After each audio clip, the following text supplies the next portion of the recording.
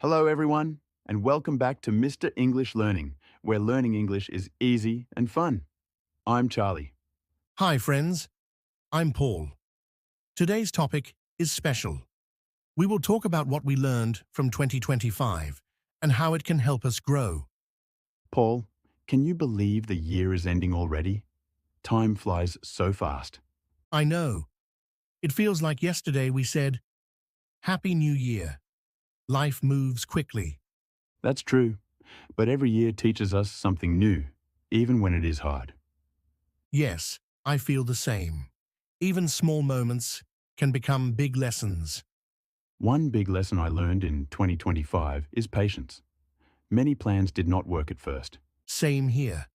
I learned that failure is not the end. It is part of learning. That's very important, especially when learning English. Mistakes are normal. Exactly. In 2025, I also learned the power of daily habits. Small steps matter. Like practicing English for 10 minutes a day. It really helps over time. Yes. Another lesson is kindness. People around us are fighting silent battles. That's true. A kind word or a smile can change someone's day. I also learned to believe in myself more. Fear stopped me before. I feel the same. Confidence grows when we try, even if we are scared. 2025 taught me that comparing myself to others only brings stress. Right. Everyone has a different journey and a different pace. And learning never stops. Life keeps teaching us every single day. So, friends, the lesson from 2025 is simple.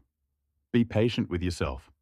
Yes, learn from mistakes, stay kind, and keep moving forward. Use what you learned this year to build a better tomorrow.